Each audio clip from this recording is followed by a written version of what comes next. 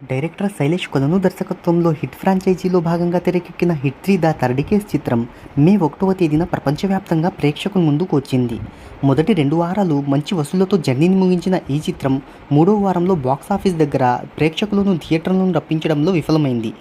ఇక ఈ మూవీ కలెక్షన్ల వివరాల్లోకి వెళ్ళబోయే ముందు ఒక చిన్న రిక్వెస్ట్, మన ఛానల్లోని వీడియోస్ చూసి నచ్చితే సబ్స్క్రైబ్ చేసి లైక్ కొట్టి షేర్ చేయండి. సాంకేతిక నిపుణుల రెమ్యునరేషన్తో పాటు ప్రమోషనల్ ఖర్చులు అన్నీ కలుపుకొని ఈ చిత్రాన్ని 60 కోట్ల రూపాయల బడ్జెట్తో నిర్మించారు. ఇక ప్రపంచవ్యాప్తంగా 48.5 కోట్ల థియేట్రికల్ బిజినెస్ జరిగింది. ఈ చిత్రం లాభాల్లోకి రావాలి అంటే 50 కోట్ల రూపాయల షేర్, 100 కోట్ల రూపాయల గ్రాస్ వసూలును రాబట్టాలి. ఈ మూవీ 16 రోజులకు గాను ఇండియాలో 77 కోట్ల వసూలును రాబట్టింది.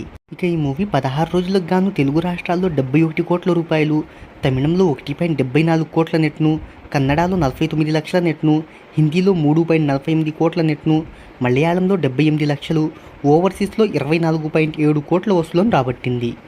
2 వారాలు మంచి వసూలును రాబట్టిన ఈ చిత్రం 3వ వారంలో ప్రేక్షకులను థియేటర్కు రప్పించడంలో వెనుకబడిపోయింది.